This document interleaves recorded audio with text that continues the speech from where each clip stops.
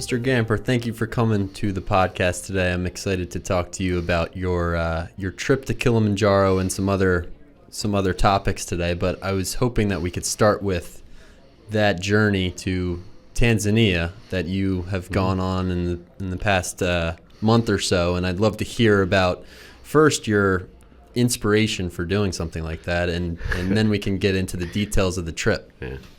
Well, the inspiration started 4 years ago when a couple of us who went to Tanzania were in Wyoming, and we climbed Grand Teton. And so after coming down from Grand Teton, we sat and looked at each other and said, okay, what's next? My older brother, Dick, said, well, let's go climb Kilimanjaro. And everybody sort of laughed, but over time we started to make inquiries, and we talked to a number of people who had done it, and we started to make plans in 2019, and then we ultimately booked the trip for 2020, and COVID hit. Mm-hmm. And so for 2 years it sort of got put on hold, and we went this year. So for the Tetons, I've never climbed Teton. How high is that mountain? It feels like Kilimanjaro is the fourth highest peak in the world. Like, what is the jump there from climbing a mountain in Wyoming to Kilimanjaro? Grand Teton's not even 14,000 feet. It's not one of the higher peaks in the Rockies, but it was a peak that required some technical climbing and some ropes, and we had never done that, so it was a chance for a new opportunity, and we went out a few days early, and they put us through a climbing school, and then we went up onto the mountain. So have you always been into climbing and hiking and that sort of thing? Or is hiking, this new? yes. Climbing, no. And Kilimanjaro is not a climb. There is no ropes, no technical component to it anywhere, at least through, I'd say, 75 or 80% of the different routes you can go up. And so that was a climb, but it was more of a hike. Grand Teton was a hike and then a climb. I mean, then we roped up at the top. So did it take some convincing from your brothers it seems like your older brother really wanted to do this, but if someone told me that they wanted to climb Kilimanjaro, it might take a little bit of convincing for me. No. Through my upbringing, I was at camps, summer camps, and we did a lot of hiking. I was a counselor for many years and was a trip counselor and did a lot of hiking. One summer, 1982, I took the summer off from education and from being a counselor, and walked the Appalachian Trail from New York to Maine. So that was 855 miles of the over 2,000 miles of the trail. So. Okay, so you've had a pretty long history of this sort of thing. Yeah. In New Hampshire, I've climbed 44 of the 48 peaks over 4,000. In the Adirondacks, I've climbed 42 of the 46 peaks over 4,000. And that's mainly where I've done most of my climbing. So. Okay. Was this your first trip to Africa before? It was my first trip to Africa, yeah. And it was an eye-opening trip in lots of different ways. What was it like, I guess, just flying in and getting off the plane in Africa for the first time? Well, we flew from Amsterdam down to Arusha, and so we flew over the Sahara during the day, and it was a clear day. So the first thing that sort of struck me was the immenseness of the Sahara Desert. For hours we seemed to be over top of the desert. And then when we finally landed, it was dark in Arusha, so we got off, and their international airport is not what most people would expect an international airport to be. It was a runway and a building, but the plane, sat on the tarmac, and they brought the stairs over, and the plane exited, and then you had to go through the immigration and customs and stuff. So it was, you didn't see much at night, but the next day things sort of started to be noticeable, I guess. So in total, travel was how many hours? Travel over was about 38. Travel back was 44. Jeez, that's exhausting. It was. So you're probably you're exhausted once you get in, and then what was the process like? Did you take a couple of days to recover from your travel before you started, or how did it develop? Yeah, that night we went to bed. The next day was sort of just chill. We just stayed at the hotel where we were. And then the following day, we went on a mini safari, a day-long safari in Arusha National Park. And then the day after that, we began the trek. We drove to a reserve where we stayed in a camp and got our final briefing. And then the day after that, we started our ascent. It was a 9-day trip, and on day 7, we summited it. Yeah, I was shocked. I mean, honestly, I thought something, because I didn't really know the details of what it takes to climb a mountain like that. But you were back in seemingly no time, and I was like, well, we were gone. We were in Tanzania for 17 nights. We were gone almost 3 weeks because of the travel time in there. So yeah. Okay, so what was the safari like? First off, well, the day-long safari was actually kind of interesting because we were able to get out of in many of the safaris. You can't get out of your vehicles. You're in the Land Rovers and they pop the tops and you drive around. In Arusha, we were able to get out, but we were accompanied by an armed ranger who had a gun because of there are wild animals there, but we walked among the giraffes in particular, which was just a lot of fun. And it wasn't expansive in terms of the amount of wildlife we saw, but it was sort of enjoyable because we were right there among the animals. The water buffalo, they wouldn't let you get too close. Those are actually the most dangerous animals in Africa and cause the most human deaths in Africa. They'll attack you, right? They will. And so that was fun. We did a safari after the climb, and we went up into the Serengeti for that. And that we stayed actually right on the Serengeti, in tents, in what is called a camp. But the tents are nice, the camp's nice, the accommodations are first class. So yeah. So this is all taking place in Tanzania, correct? All in Tanzania. Everything we did was in Tanzania. We never crossed the borders now. You're reminding me a lot of some Hemingway stories. Yeah, I'm sure you've gotten that a lot. I've heard that. But when they talk about the snows of Kilimanjaro, there are still glaciers on the mountain, and they're still substantial, but substantially less than they would have been 10 years ago. And our guide said they're guessing within the next 10 to 15 years, the glaciers may not be there. Wow. And right now they're 50 feet tall in some places. So wow. So they're rapidly melting, both because the volcano, the Kilimanjaro is still warm. So they're melting from the bottom, and now they're melting from the top because the temperature changes. Oh my gosh. So what was it like seeing this volcano for the first time? Well, it's interesting. We didn't see it until actually the day before we started to climb because it was in the clouds. And the evening before we climbed, in the morning that we actually started to climb in this reserve where we were staying, you could look up and see the mountain, and it looked a long way away. And even when we started our trip and we got up onto the heath area of the mountain, you go through 7 climate zones as you climb, and you see the mountain. It looks a long way. I mean, we did a total of 45 miles, over the 9 days that we climbed. So you do start, the route that we took starts a pretty long distance from the summit.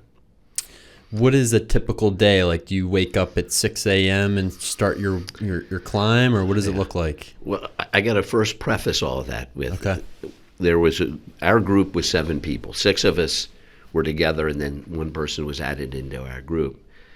But in order for the 6 of us to trek to the summit, there was a support staff that included 38 porters, 3 guides,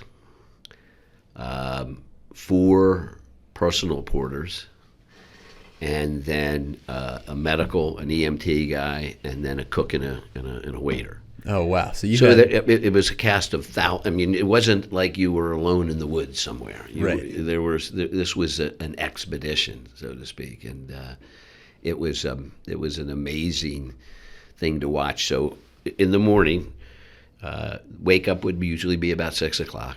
There'd be a warm basin of water put outside your tent so that you could wash your hands and face.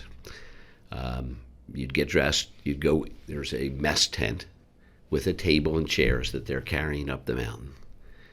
We sat and had breakfast. While we were eating breakfast, the porters were, taking our tent down, packing it up, taking our sleeping bag, packing it up, and they're putting it into bundles that they put on their heads or their backs or however they choose to carry it. And they're all different methods. And they take off. They're gone. They walk ahead of you. They walk ahead so that... and then when we finish our meal, the porters who are carrying the cook tent and the mess tent and the tables and chairs, they pack all that up, and then they go running past us as we're moving along the trail. It's I was a little bit unnerved with that, and then in talking with them, it's actually by government. I want to say edict, but government law, that you have to have a certain ratio of porters and guides to every climber, and they do that because it's employment. It's a huge, the tourism, both at Kilimanjaro and in the Serengeti, is just huge business and huge money and influx of foreign capital for them, and so they mandate if I were to climb it alone, I'd need 1 guide. 4 and at least 4 porters, so it would be 5 of us. 6 of us going up. So. Okay. So you have a lot of assistance on this. Yeah, on this journey. You're not putting a backpack of 40 or 50 pounds with a tent and a sleeping bag on your back and going. Your job is to get to the top, and their job is to get you there, and that's a sole purpose, and they do everything they can to make sure you're going to get to the summit. So they take really good care of you. Was the journey up the mountain still pretty strenuous for you? There were times, yes, and as you got higher and higher, the oxygen, the lower levels of oxygen were noticeable. None of us got altitude sickness. We were all taking Diamox, which is something that helps with absorption of the oxygen. So that was helpful. No one got sick. No one got sick. I had on the summit day on my way down, as we started coming down, they monitor our oxygen the whole way. I was in the high 70s, which is not a good thing. So they want it in the high 80s and certainly into the 90s when possible.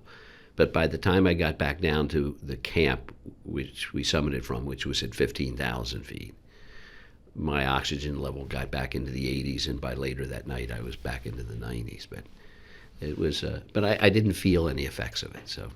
Yeah. Now, when you say that there are 7 different temperature changes, how do you prepare for that? What do you pack, and what were the most noticeable temperature discrepancies on the trip? Yeah, I was where we were in Tanzania is only 150 miles, 200 miles south of the equator. We were actually in the southern hemisphere. And the temperature, even in Arusha, but Arusha, remember, is about 3,000 to 4,000 feet high. The temperature never got above 85. So the temperatures were never hot. So and in the rainforests, the temperatures were actually a little cooler than that.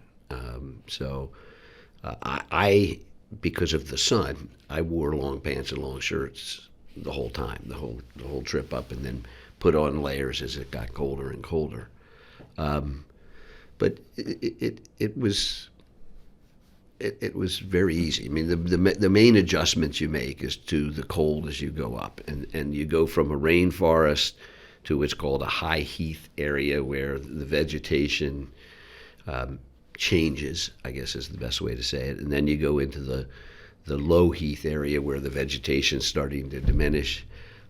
Then you get up into the Arctic desert, and then you just get up into the Arctic zone near the summit. And then as you come down, you do the same thing, but through a different rainforest and through a different set of trails. How cold was it up at the top? Well, it wasn't the top that was cold because we had a sunny day when we summited. So actually at the top, it was probably about 30 degrees, maybe a little lower, a little below freezing. The night before and then the night after, the temperature dropped down to 10 degrees Fahrenheit or so. I mean, it was cold. It was cold. What was the most difficult part of this experience for you? Gosh, I think it would be the steady grind of it, I guess, would be the best way to say it. And one of the things is, those people who camp and hike in the United States, you're used to sort of having a certain pace. The guides set the pace, and the guides move really slowly because they want you to go slowly because they want you to adjust as you take each step. And you would often hear the guides and the porters turn to you and say, "Poli, poli." It means slowly, slowly. This isn't a race. We'll get you to the top, but you're going to do it our way. And And what language do they speak? Swahili. And do they speak any English? Many of them did, some better than others, and then some of them did not. Do you speak any Swahili? I do not. I learned... You learned poli poli. I learned poli poli. You learned that very quickly, actually. But the language barrier was not much of a barrier. It used to be a British colony. It started out as a German colony, and then after World War I, the Brits took it over. So, and that was another eye-opener, is just sort of the cultural things that go on there. And right now, the Chinese are trying to make a major, establish a major presence in there economically and socially and in other ways. So that's being greeted. With the individuals we were with, they weren't totally wild about that. That investment that's being made by the Chinese. So. What is Tanzania's main source of income? Is it tourism? Yeah, tourism. Yeah. They have the Serengeti, Kilimanjaro, and then they have the island of Zanzibar, which is a big popular resort area too. So those are the primary sources of income, and most people, the annual income in U.S. dollars would be about average annual income would be about $500. And we never converted currencies. The American dollar is very welcome there. Right. And most things are pegged in the American dollar, and then sometimes if it's a local store, it would be in the Tanzanian shillings. So, how was the food? Food was great. Really? Food was good. Even on the way up, my birthday was the day before we started. So the first night we got to our first camp, and the cook, and all he's cooking on is a propane run burner. He baked me a cake, and we had a birthday party. It was absolutely an amazing, and it was a good feeling, and and we felt welcome really wherever we went. The food along the trail was great. We always would start dinner with a soup, and then there'd be usually some type of carbohydrate included in the main course, and it might be spaghetti and meat. There was fresh meat, and they had freezer type coolers that they kept things in. And after 5 days, there was a resupply, and when they resupplied, they sent their trash out, and the new food came in. So Now, did you wake up? So remind me how many days this took in total. it took 9 days total, 9 days total. So 8 nights. So when did you start to wake up in the morning and be like, oh man, like this is wearing on me? I would say the 5th or 6th day it starts to get to you, and by the 5th or 6th day, the temperatures at night are below freezing. You're pretty much by the fifth day, 4th night, 5th day, you're in frigid temperatures at night. We had frost, never had any snow, but we had heavy frosts, and it's sometimes hard to sleep when it's that cold. Yeah.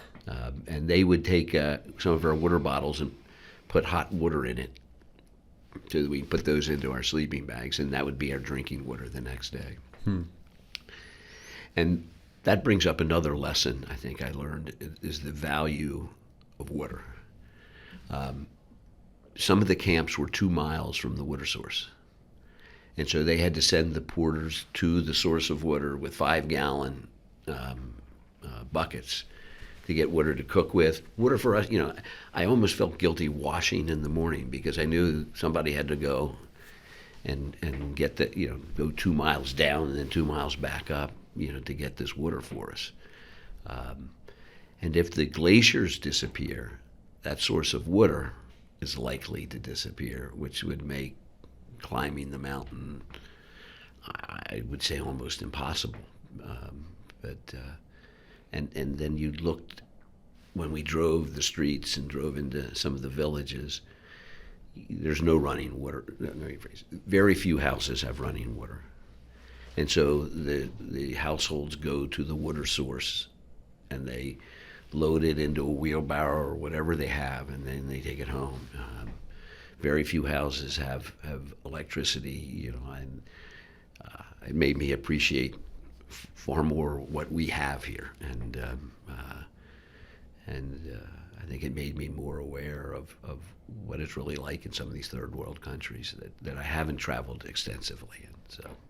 Now, where is Kilimanjaro situated geographically? Where in the country? It's on the north, almost north central border, not far from the border with Kenya. Okay. It's literally a couple 100 miles south of the equator. And the capital? The capital is Dar es Salaam. So you didn't fly in there? Actually, we did. Oh, you did? We flew out of there. So the plane that comes into Arusha stops there, where most of the people get off. But then it continues for about an hour-long flight to the coast, which is where Dar es Salaam, the capital, is. And that's right across the island of Zanzibar, is right off of the coast there. So. Now, what is the Serengeti? What is that? Serengeti is just a wide open plain, and it is it changes due to wet and dry seasons, and so there are animals that migrate on a regular basis in a circular motion as the weather changes, and as the grasslands in some area become dry, and then in other areas become wet. And so there is an annual migration that people go to watch. We saw it, but we weren't at the best vistas, or where it crosses rivers, where the wildebeests and the antelopes and the gazelles, as they cross, they have to get through crocodile-infested waters and other things, and so. We saw the animals moving, but we never saw them cross any of the rivers where we were. Man, the seasonal patterns of animals is so fascinating. And I know that's something that's interesting to you too, with the bees and. It's again, tourism. I'm going to say tourism means, and so in the Serengeti, it's not like we're driving the only Land Rover with the pop top through the Serengeti. Off in the distance, and sometimes if there's we came across an elephant that had died of natural causes, and there were 10 or 12 lions, feasting on this elephant. And once the word got out, all of the Land Rovers came, and so there was like a a coliseum of Land Rovers around this, just watching the lions and their cubs, chowing down on this dead elephant. And we asked, so what happens? Because the elephant had tusks and the ivory that's there.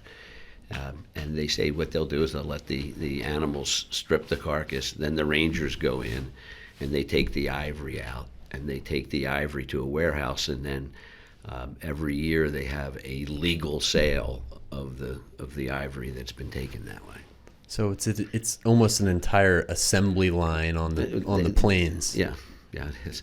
And you're not alone on the plains. You're there with a relatively large group of other vehicles. Sometimes you see them, sometimes you don't, because the Serengeti's huge.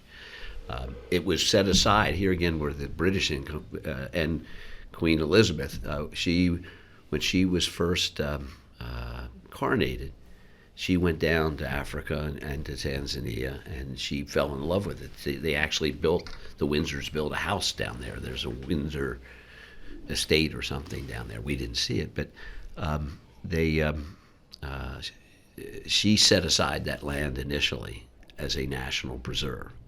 And then the government of Tanzania, when they left the Commonwealth, maintained it and have taken good advantage of it in terms of their economy, and they're good stewards. There's not much poaching in Tanzania. They keep a good close watch on their wildlife to make sure that the rhinos and the elephants in particular are protected. So. Now, is this a one-time thing you think for you? Is this like a one-off on the bucket list, or is this something you would do again? Would I do it again? Would you go to Africa or Tanzania? I'd go to Africa. I did go to Africa in a New York second, but not necessarily to Tanzania. I'd like to see some other parts of it. I'd like to see South Africa. I'd like to see Victoria Falls. I'd like to see a lot of things there. I'd also like to go to New Zealand. I'd like to go to Patagonia. There are other places I would like to go. So I don't think I have to go to 19,000 feet again. I don't think I have a desire to do that, because there are not many peaks you can do it that don't involve, technical climbing, and that I know I don't want to do again. I did that once, and I'm very happy with that. Is it something that, so for instance, I was fortunate enough to be a chaperone on a trip to Peru a couple of years ago with Gilman, and if anyone is going to Machu Picchu, I would say that's something that you should definitely do in your life, because it was, no picture does it justice. It was the most magnificent, natural view I've ever seen in my life, just so vast and amazing. Do you feel that way about Kilimanjaro as well? Well, it's interesting. From the summit of Kilimanjaro, you don't get much of a view because it often is above the clouds. So from down below, you don't see the top because the clouds hover probably at around 12 or 13,000 feet. And so from below, you don't see the top, and from the top, you don't look out over the vastness of Africa, except on special days. And we certainly didn't have one of those. But, it is interesting to be above the clouds and to look just at an endless sea of clouds. But the vistas that we had of Kilimanjaro from the Arctic plains that we walked, that was really cool. That was and then being on top and seeing the glaciers up close and seeing the crater, that was really cool. The Serengeti is just this wide. I guess it's a lot like driving through Kansas, except there are lions and and other forms of wildlife there. It's very flat and very open. Few hills along the way, but it was beautiful countryside. So I'd love to do Machu Picchu. I have not done. I'd like to do that. Did you walk up or? No, we did not, and that would be pretty cool to do. We just drove a bus because we had 17 or 18 kids, and we only had a couple days in that town. So we drove up, but still, you could, once you get up there, you can walk around and you can go to the higher parts and you can hike all around that area. But just the view was incredible there. So in terms of wildlife, was the feasting of the elephant and where you're kind of right up close, was that the most memorable or striking image that you saw? It would rank amongst the top couple. Yes, where we stayed, we're actually out on the plain. So at night, there was actually a herd of zebra who walked right through our camp, and not far behind them, there were lions and hyenas that were waiting to ambush them. The camp had armed guards. I mean, there were people with high-powered rifles who walked the camp at night to be sure that it was safe. And so one morning when we woke up, no more than 50 yards, and I don't think it was 50 yards from our tent, there were 20 elephants and 5 or 6 giraffes, eating out of the trees and everything. And I mean, literally, we could sit on the porch of the tent and just watch, and that was really memorable, being again that close and to the animals that you see in the zoo. That it's much neater to see them in their own habitat. Yeah, I'm sure there's nothing like. I mean, you could watch all the planet Earth that you want, and you can go to the zoo, but it's just not. No, being there right up close was really cool, and because we were in our camp and because there was an armed guard, they didn't chase them away, and we were able to walk within reason, a little closer to them, but they didn't let us go amongst them, so to speak. So, are there any like super interesting facts that you learned, I guess, from observing these animals up close that you can recall? Learning about the animals, no. I think I learned a lot about the people of Tanzania. I learned more about the people than I did necessarily about the animals. And I learned a little bit about myself. And one of the we had a really good guide. Our guide, who took us up the mountain was absolutely, and the guides who took us on the safaris were good too, but the guy on the mountain was really good.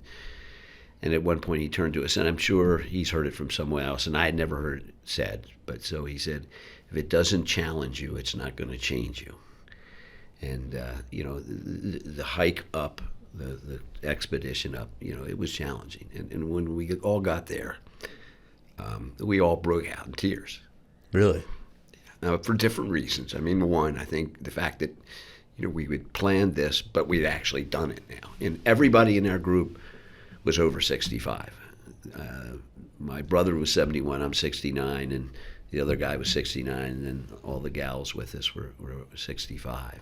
I'm sorry to give out their age, but that, and that I think impressed some of the people who took us up. That this group of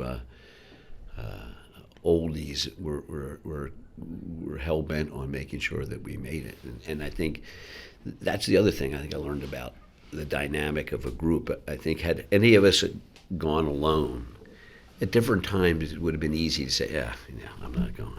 Mm-hmm. But I think none of us wanted to be the first to crack, so to speak. And so right. we pushed each other in a silent but steady way, and supported each other in a silent but steady way. So yeah, it's like being on a team. It's like being on a team. It is. And that team included 48 or 49 porters and guides and everything else, and their goal was to get us there too, and they were going to do everything they could do to make sure that happened, but to do it safely. I mean, they made sure they had all sorts of medical. They had oxygen tanks if altitude sickness became acute. They had all sorts of other equipment, so I felt safe. And a footnote on that: the 7th person who was added to our group, who was not part of our group, was a cardiologist from New York City. And there you go. Yeah, that was a big relief that all of us being over 65 saying, "Oh yeah, you're welcome here." That's a nice bonus. Yeah, it was. So these were, apart from you and your brother, these are just people that you met. The two other, my wife and then the 2 other women, were classmates of hers at Sweetbriar. Oh, I didn't know your wife went with you. Yeah, my wife went with me too. Yeah. And we talked long and hard about that, and we agreed that if any one of us had a problem that we couldn't go up, that we were medically told not to go up or something like that, that the other one would go, and continue. But fortunately, again, I think that's where I think being a part of a group makes it a little easier to not easier, but it's incentive to get to the top. So would you say half the battle is pretty much planning the trip and getting there, and once you're there, I mean, it was, you're not gonna like turn back down the mountain on day 5. Like once you get to the place, you're gonna make it to the top. Well, I would tell you no, because we saw people going down, and we ran across people who, after 2 or 3 days, said, "I can't deal with this anymore." The route that we went up was one of the longer routes, but it also has like a 90% success rate. Most gradual. Yeah, it's the second most gradual. Kevin Hudson, actually, who did it for his honeymoon, did the backside, which is a 12-day trip, which is a little bit more gradual. But a lot of people, for different reasons, just say, "I've had enough." I mean, I think when it gets cold, some people say, "I'm not staying out here anymore," and they get taken down. And then there are people who medically have issues. They have, at different points on the mountain, they have helicopter pads that the government has built to get people out if they need to be gotten out. So, the people who don't make it are the people who try to get up and down in like 4 or 5 days. Yeah. Unless they're used to high altitudes. If they've done a lot of climbing at high altitudes, then they could probably do that. But, the people like us who said, "Well, we only have 4 days, so we're going to go climb Kilimanjaro," on some of those routes that you could take, the success ratio is like maybe above 50%. Because it's just too fast. Yeah, it's too fast to do it. It's just way too fast to do it. Well, so you get to the top, and I mean, was the summit of the mountain like the best part of the trip, or the most memorable trip, or was it just the process, as a lot of people say, like the actual gradual climbing the mountain? Like, what's most memorable to you? Getting to the top was the culmination. I mean, that will always be memorable. And looking around, we were fortunate. Our guide is a savvy guy. He said, like the 250th time he's been to the top. But he, usually from the camp where we went up, which is usually the last camp there's one other route that goes up a different, way, but most people go stay in that camp, so it's crowded. I mean, you've got all of our tents and then all these other tents. But most people get up at midnight and start their summit climb at 1 or 2, and they get to the summit at 6 or 7 after the sun's just come up. Mm-hmm.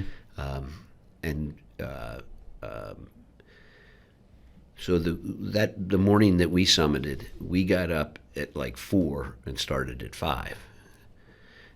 It was still dark, so we had our headlamps and we were going, but not dark for too long.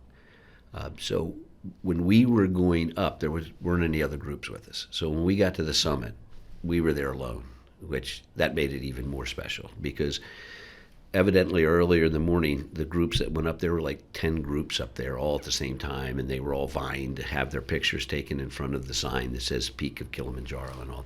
And it evidently wasn't too friendly. So when we got up there, we had probably half hour, 40 minutes on the summit, no one else in sight, where we could simply, I think, take in the moment, and that was really special. You timed it well. I did. Your guide, savvy guide. Our savvy guide timed it. As you're ascending the mountain, do you see people pretty often? Like, did you come in contact with other people as you were going up? Along the trail, it was like Grand Central Station, because really? as we're going along, remember the porters of our group as well as other groups are passing us. So actually, the summit day is when you see the least people, because the porters don't go up; they stay in the camp, and so that's the least number. That's the day you see the least number of people. But during and I hope to show the kids some slides. During the day, you'll come into contact with 1,000 people. I'm willing to bet. amongst the porters and the other climbers and everybody else who's on the mountain. So it's not like you're immersed in nature. You're immersed in a goal of trying to get to the top of Kilimanjaro. And there are some beautiful things. I got some great slides of some really pretty, I think, vistas and things. But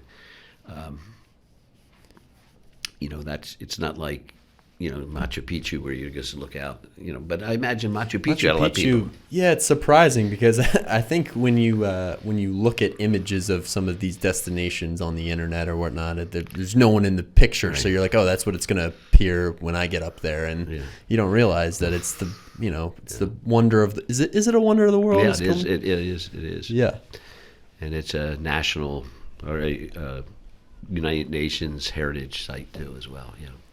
So it's packed. I think it's interesting that you said, you learned a lot about the people of Tanzania. You learned about group dynamics, but you also learned about yourself on this journey. Mm-hmm. What do you mean by that? What do you mean you learned about yourself? Well, I learned I can still do something like this at my age, which is always comforting to know. So there will be. We'll do something else. I don't know what it's going to be yet. We all agreed. So let's not sit down and figure out what the next one is for at least a couple of months. So we'll meet at some point and figure out what we will do.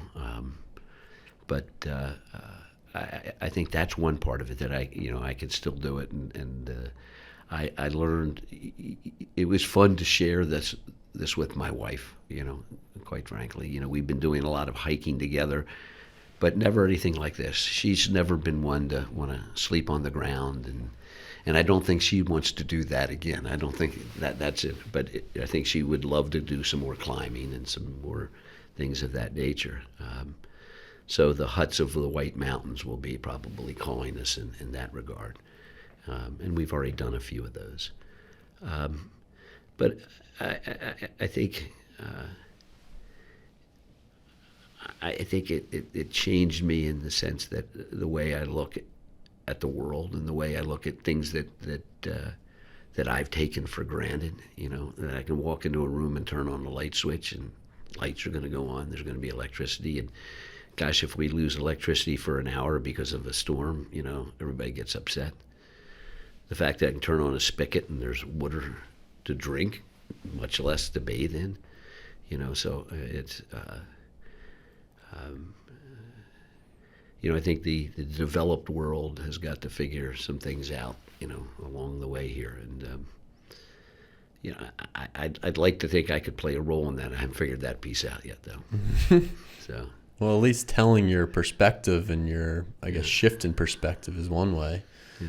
But I think, through listening to you talk about this experience, it does remind me of a lot of stories that I've read, and, maybe I haven't had an experience like climbing a mountain like this yet. Hopefully I will, but it reminds me a lot of these stories like Jack London and Ernest Hemingway and when man confronts nature. And I think just reading those stories and putting yourselves in a situation like, a Jack London story it makes you think about the things that you have and that are so easy. You get in your car, or you turn on the lights switch, or you flush the toilet, and that's just not the way that most of the world operates.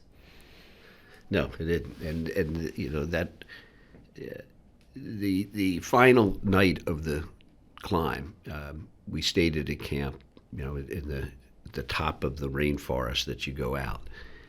And it's traditionally, amongst all of the expedition groups that book these trips, it's what's called tipping night.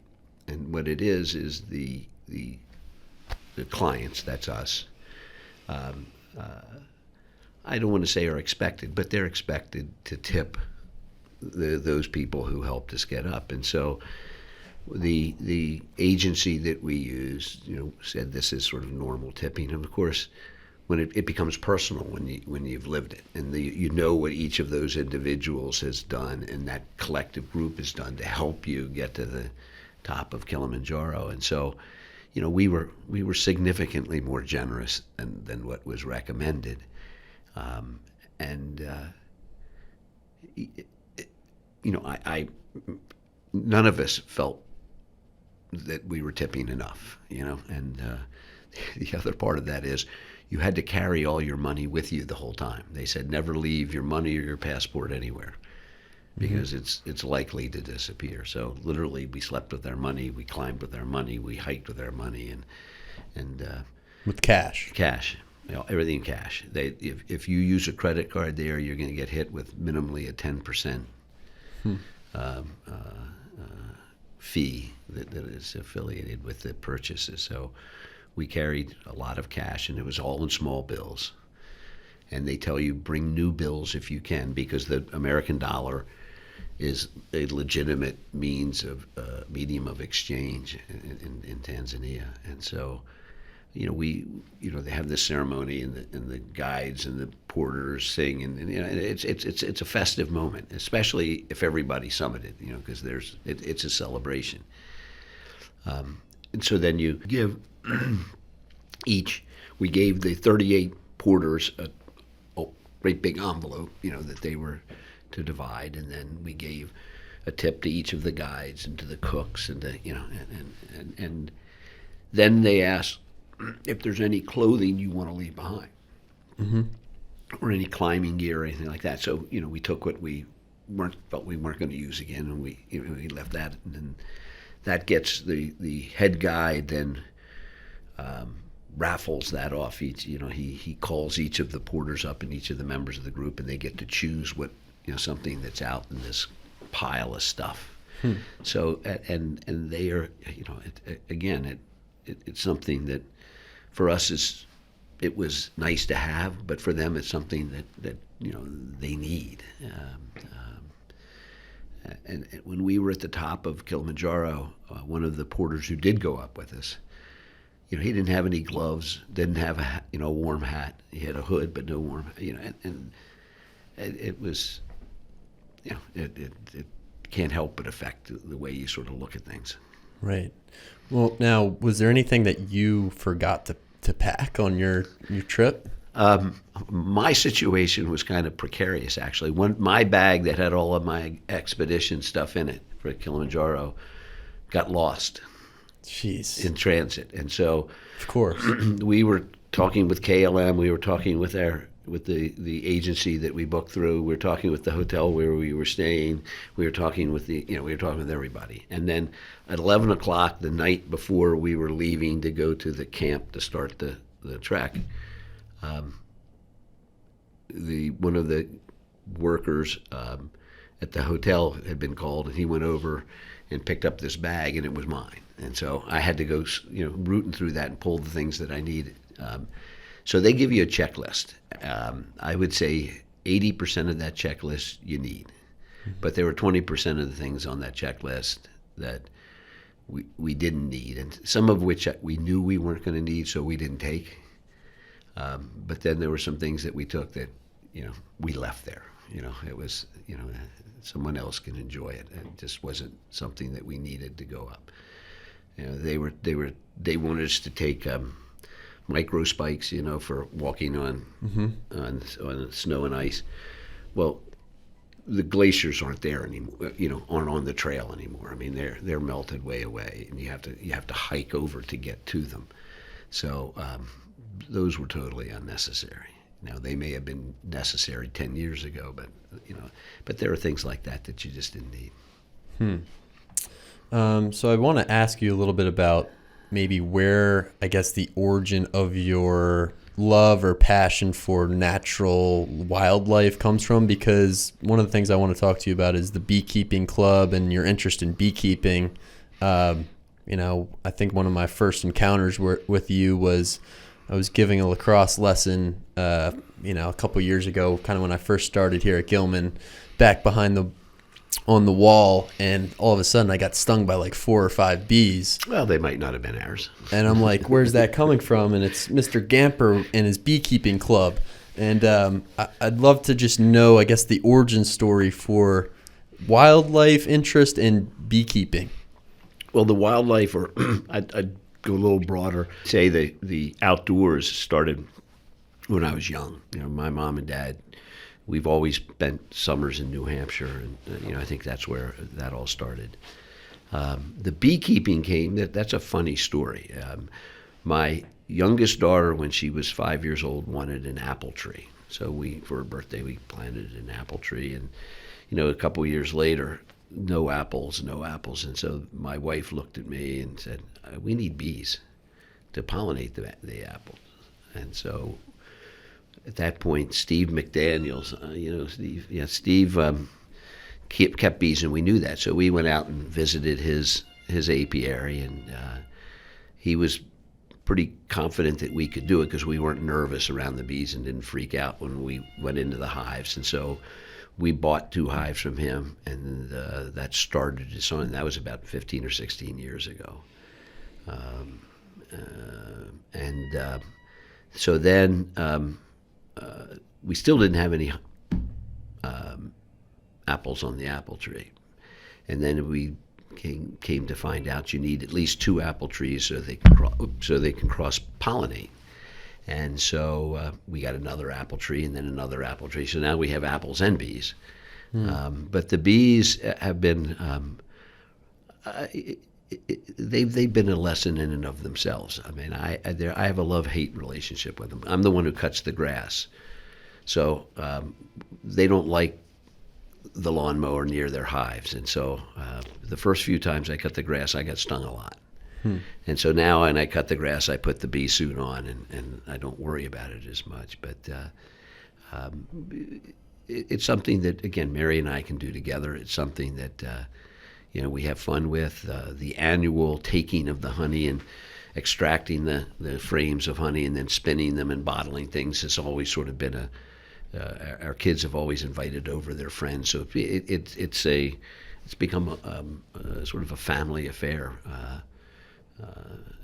And neighbors. The neighbors at first were nervous. Oh, we're going to get stung.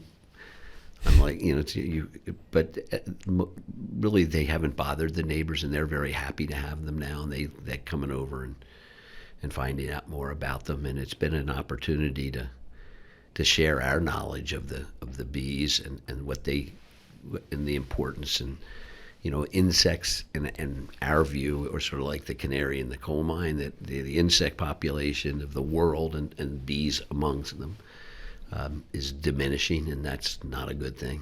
Why not? Well, because they're at the bottom of the food chain for lots of other things, so that, and they are also the pollinators of, a third of the food we eat is pollinated by honeybees and other pollinators.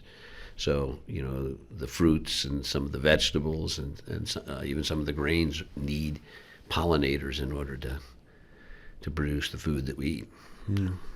Now, what is your, I guess, like do you sell the honey that you get from the bees? What is the family business in that? Yeah, sense? we sell it, but we don't charge enough.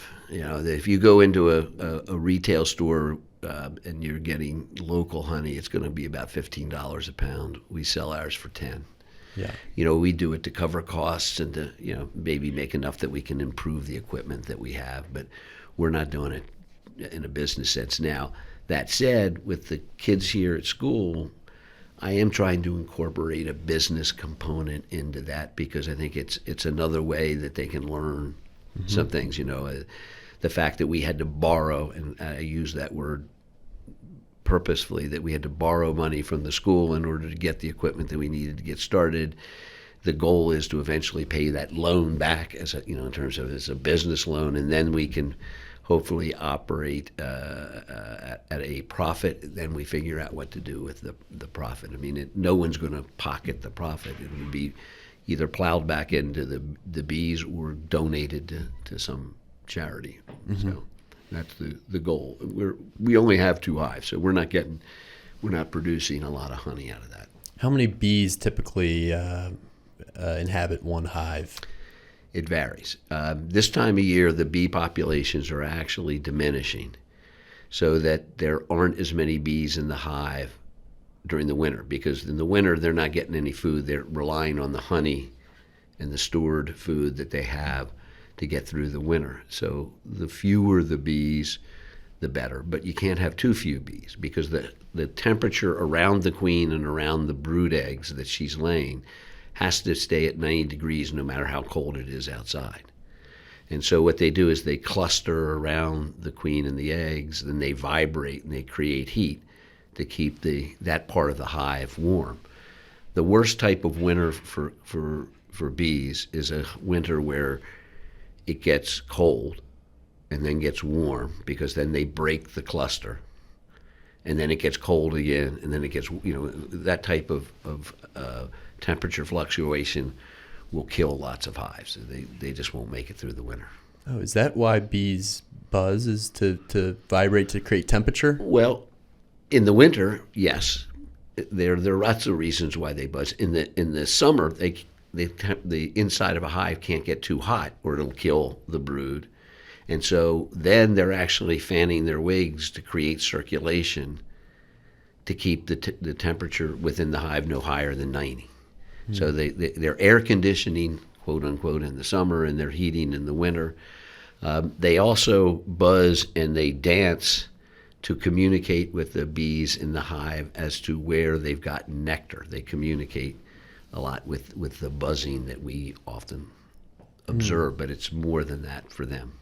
That's amazing. What is the difference between the bees that you keep, mostly honeybees, right, and like a hornet or a bumblebee, like the different types of bees? Well, this is where you're going to get beyond my ability as a biologist, because I don't have that. But they all might be pollinators, but they're very different. The yellow jackets that are actually a type of wasp. Then you have the hornets. None of those produce honey. First off, they do live, some of them live in colonies. Yellow jackets usually live in the ground. They're ground nesters. The hornets and wasps often have those paper nests that you see. Yep. The actual differences in terms of their genetics, I don't know. Just what they do and what they don't do, revolves around the honey. The honey is the attracting, and then the honeybees are very efficient pollinators, more so than like you're talking about a bumblebee. They tend to be solitary bees, and so they don't do a whole lot they pollinate, but not to the extent that a huge colony of honeybees could pollinate. Gotcha. Do honeybees die when they sting? Yes. They do? Yes, and the only bees that sting in the hive are the worker bees, and they're all females. The drone bees they don't sting. They don't work either. The only role of the drone bees is to fertilize the queen. So once they fertilize the queen, they die. Wonder why that is. Just their role. That's their role. But the worker bees feed the drones. The drones are the male bees, because without the drones, if there's a need to replace the queen, there'd be no way to fertilize the queen. So in a hive, there are not as many drones, obviously, as the worker bees, the female bees. But there has to be some.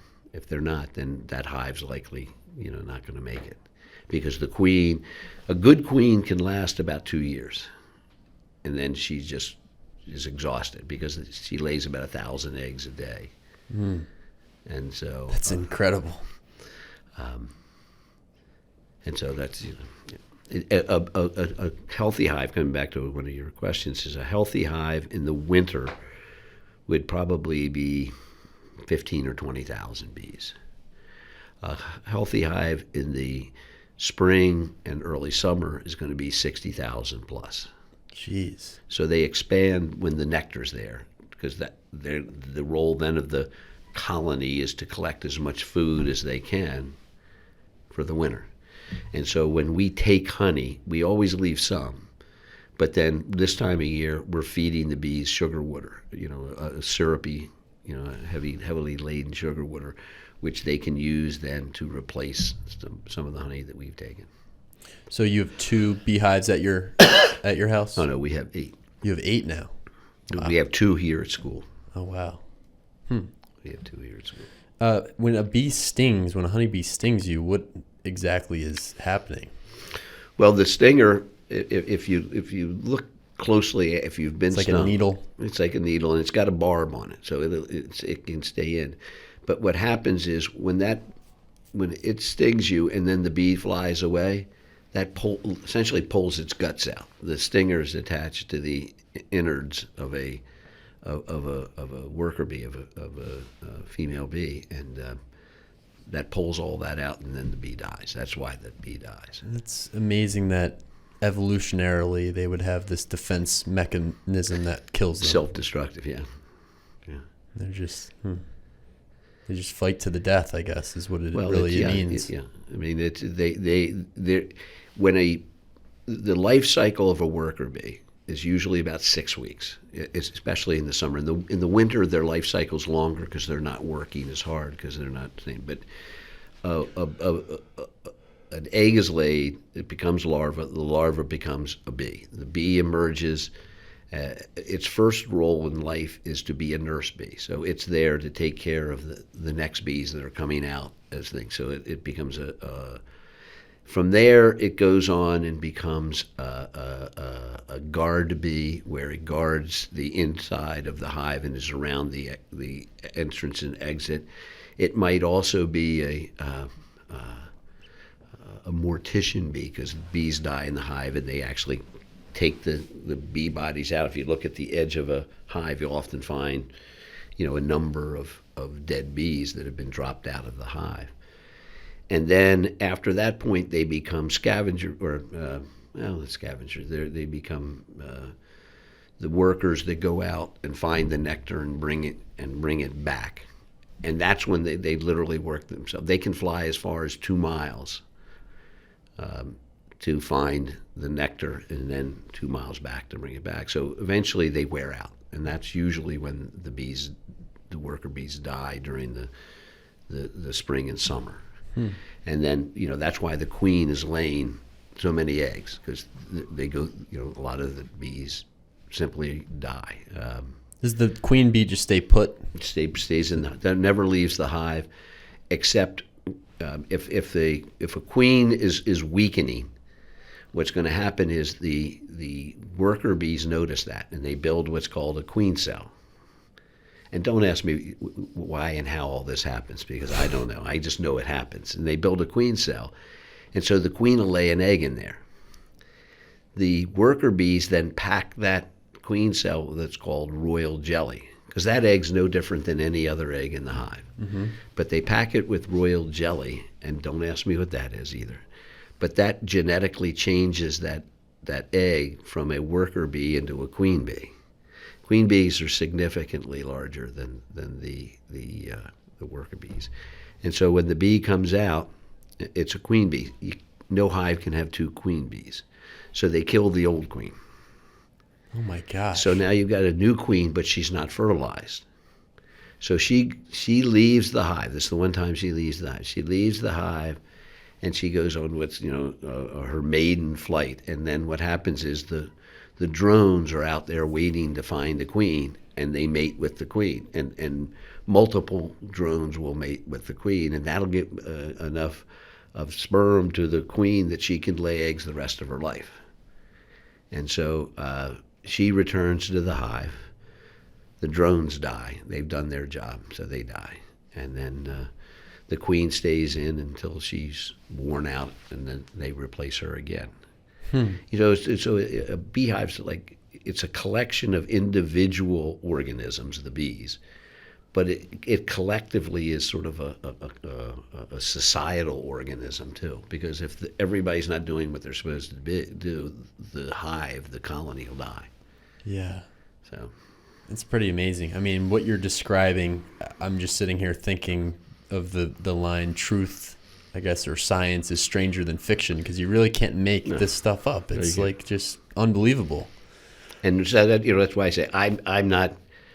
I've been doing this for 15 years. I don't try to understand some of the things, and shame on me for not doing that. But it's. Well, yeah. It takes years to figure out what's actually happening, and I'm sure even experts in biology and bees are marveling at this because it's a mystery, it's magical. It is magical. What is actually leading to the decline in the bee population? Is that mysterious as well, or is there a known cause for that? Well, there are probably more than one reason. I mean, to say neonicotinoids or pesticides and so forth are the cause of it, yes, probably. They certainly play into it.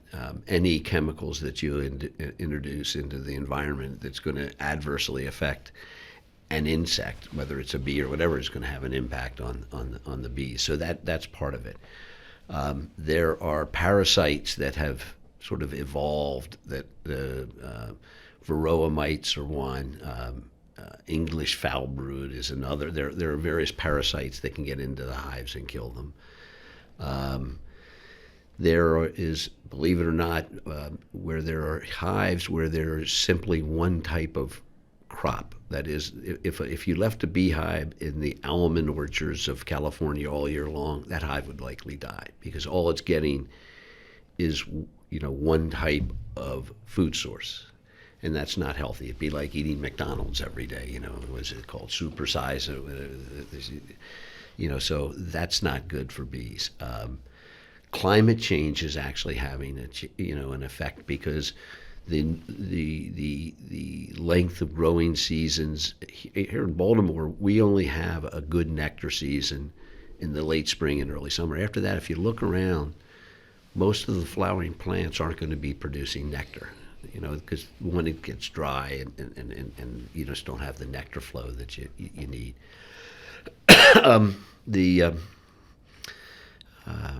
And then there are other components, but those, I think, in our hives, we've lost hives because of what are known as hive beetles. Hive beetles are not anything other than if a hive gets weakened by one of those other things, the hive beetles sort of take over and they slime and they eat the larva and they'll kill it. But in a healthy hive, the bees can control that themselves. I mean, that they've always been there. But if a hive gets weak, that because of one of those other causes, then you've got a problem. Are those the main, I guess, competitors for bees? Yeah. Hive beetles? Hive beetles, varroa mites, yeah, things of that sort, yeah. Yeah. Interesting. Yeah, it's interesting as you're describing this that I'm just thinking about your trip to Kilimanjaro too, and like how every person in your unit has a role, and every single type of bee in the hive has a role, and when they're done their job, they're done. That's what they needed to do. Well, it's interesting you bring that up because we ran into on the first day at the gate of the national park around Kilimanjaro. We ran into a couple beekeepers, and Mary and I had a long chat with them while we were waiting to go. And then one of the guides on our trip keeps bees too, so we were comparing notes. And, there you go. It was interesting. That makes for good conversation it's a common topic, yeah, common interest. I'd love to get to maybe the next topic is the book recommendation that you brought in, and little George Washington I have here. I'm reading to the lower school kids today, and I've always been into the presidents and presidential trivia, and this book I've had for a while. It's this 10-year-old kid, and I think I was probably a little bit like him, maybe not to his extent, but like I had the presidents memorized when I was in like pre-K just because I was so fascinated by them. And I know, I know some random trivia about each president, but this guy, he's got a whole book of, random facts, and I like it, too, because they've got kind of cool cartoons. Yeah. So I'm going to bring this to the little guys today, but you have a biography of George Washington? It's well, should I hold this up here? This is a book that explains Washington's ascension to the presidency. As I mentioned earlier to you, I used it in the American government course because it explains sort of how the office of the presidency, the executive branch of the United States, got created. I mean, what we think of Washington as the father of our country and all sorts of other things. But when he was elected president and he walked into that office after taking the inaugural address, there was no job description. There was no precedent that had ever been set. There was nothing there other than he's now the president of the United States, but what does that mean? And so Harlow Unger, who is the author, does, I think, a really good job of explaining that unfolding process. I like Washington as a historical figure because he's credited with so much, and he's credited with being the winning general of the Revolutionary War, when in fact Washington wasn't a very good general. He was an incredibly talented and gifted leader, but his military savvy, even dating back to his participation in the French and Indian War, he didn't win as many battles as he lost, but he won wars, and that, I think, is a testament to the way in which he could hold people together. And the book really goes through the powers that became important to the president and the executive office of the United States, and how Washington was instrumental in establishing those.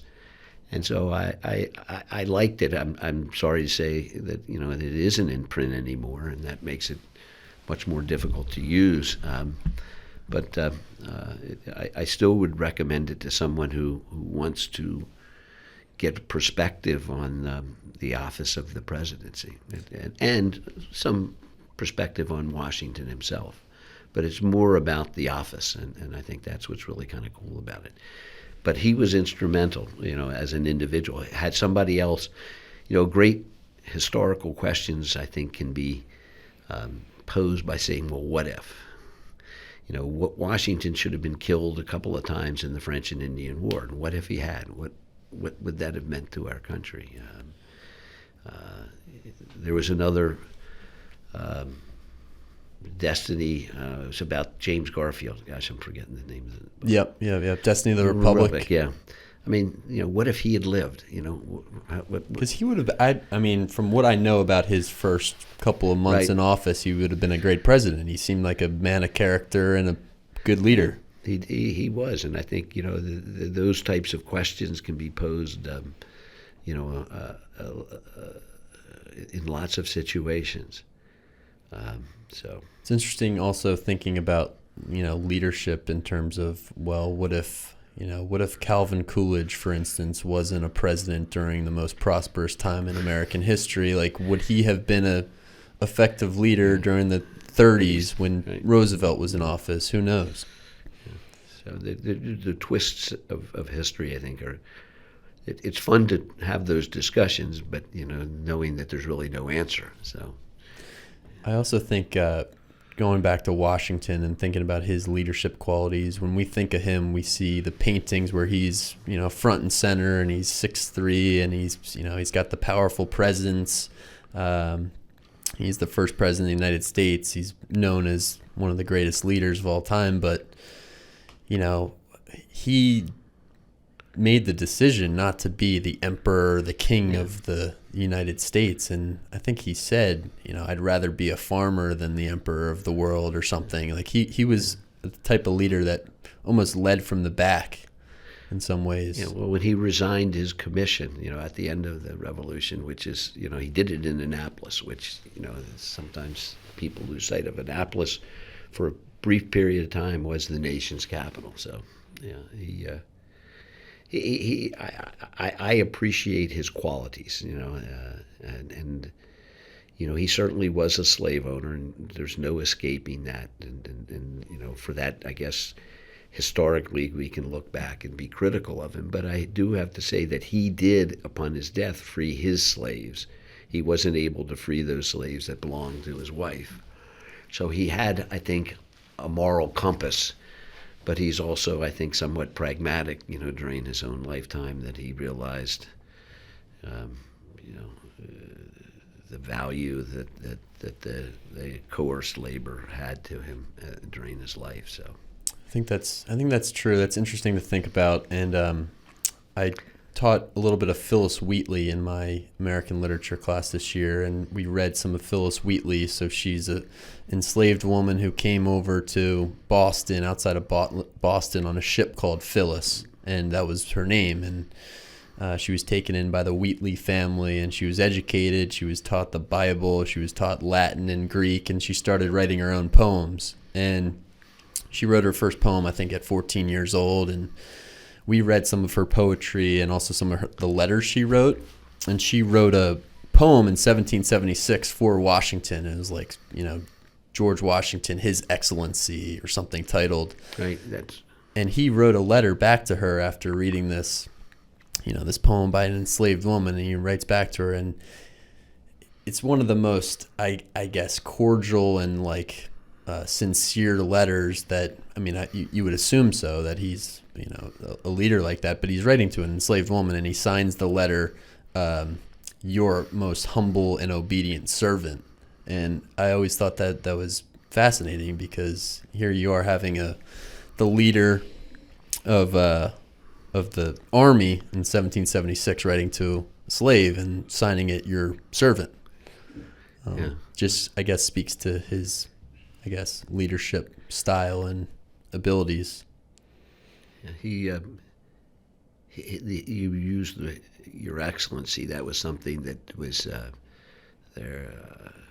Ellis wrote a book about Washington, and it was George Washington, and it dealt with his assumption of that title, and then ultimately when he became president, they didn't want to call him that because it was too royal, and so there was a debate in the first Congress as to what the president should be called, and it was eventually decided that he would be addressed as Mr. President, which is still the way in which, if you watch the press conferences and so forth, that the president is referred to as Mr. President. That started, here with George. Mm-hmm. So. Yeah, I'm going to share, I chose Washington as one of my presidents, and I'm going to share to the lower school guys today. And so some of these facts that are in here are awesome. So he lost all of his teeth at age 57. He didn't have any teeth, partly because he ate what, walnuts? Walnuts, yeah. Walnuts. He was a big nut, yeah. And he wouldn't shake hands with people because he preferred bowing. He would bow to everyone.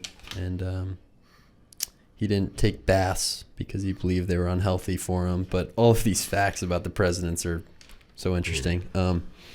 Who would be among your personal Mount Rushmore of United States presidents, do you think? Well, I'd certainly include Washington.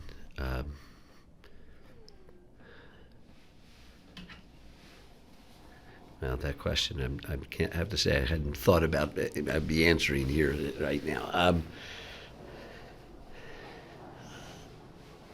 I suppose FDR would rank in there.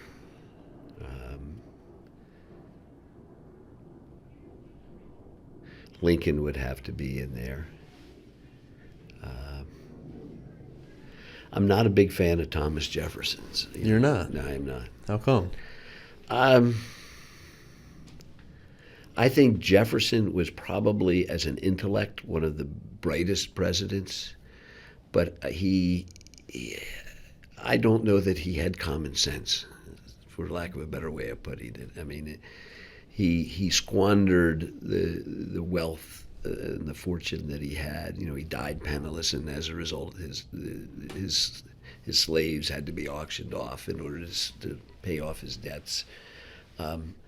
I appreciate him as an intellect. I don't think I appreciate him as much as a leader.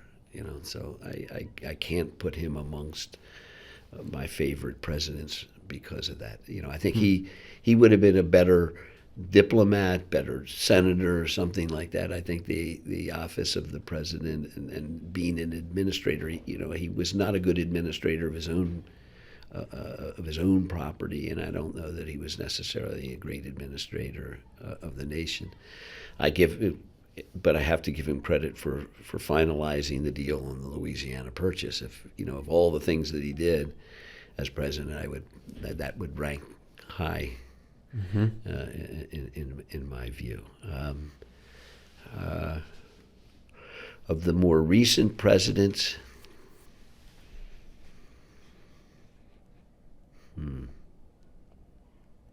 Would you put Johnson in there?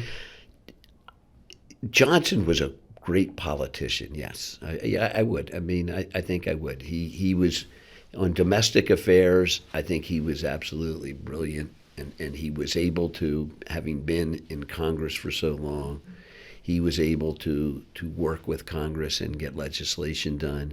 Being a Southern Democrat, he was able to rally that portion of the Democratic Party, around the civil rights issues.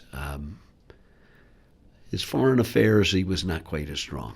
I don't think he handled Vietnam very well.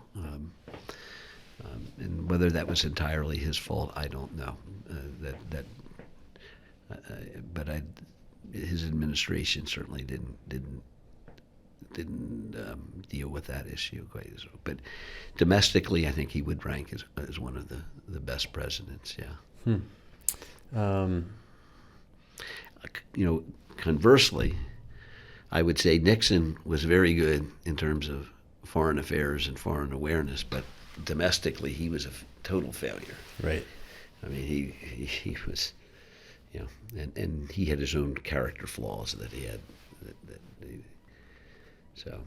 He certainly wouldn't be anywhere near in my top 5. Yeah, it's very hard to, I guess, rank the presidents because, first of all, you have to calculate into the time period and when this person was in office, and then person like Garfield as president, like what could have been. It was 4 months in and he was shot, and then there's the interesting, have you read the book? I have. It's an interesting book because it brings history and science, and all of those different forces together, and it talks about Alexander Graham Bell and the precursors of the X-ray machines and all into that. So it's somewhat condemning of the medicine at that point in time too. So, and people didn't believe in germs. I mean, thinking back, and that's why I think teaching a history course or a democracy course like you do is so interesting, is that you look back at these times with almost like, wow, how did they not know? How did they not realize? Yeah. So I think it is easy to look back on the past and judge the times and judge, the situation in Washington and Jefferson and Garfield, but people like that. But that's just the era they were living in, and it's very hard to look back on that from a modern perspective. But yeah, it's a great book, and I think it's Candace Millard maybe wrote that book, and she also wrote one about Roosevelt, Teddy Roosevelt, and haven't read that one. And it's about his expeditions in Africa, which I think you might like. Yeah. Well, another author that sort of does something similar to Millard is Larson, Erik Larson, and does takes a historic event and then weaves into it another historical mystery or whatever, and read a few of his books. I haven't read all of them yet, but I enjoy him as an author. So. There's one about the World Fair in Chicago. That's Devil in the White City, yeah. That's a pretty good one, that's right? a really good one. That's about the serial killer in Chicago during the time of the Columbian exhibition of 1893, yeah.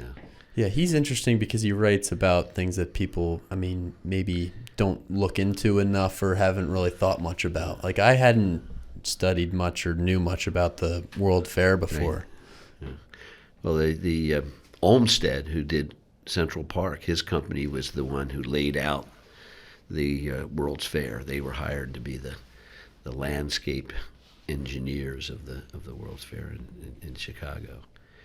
He also wrote one called Thunderstruck about Marconi and the evolution of the wireless telegraph, the radio, and he weaves it in with a murder mystery in Great Britain, and that one was fun. And then he wrote one about the sinking of the Lusitania, Dead Wake, I think. So where he picks up this stuff, you really kind of wonder. But then he takes two things that actually occurred and then weaves them together, and it's really fascinating, I think. Mm-hmm. So, well, Mr. Gamper, thank you very much for spending some time today. It's been very interesting learning about your time in Africa and beekeeping and a little bit about the president. So appreciate you coming in. it was my pleasure.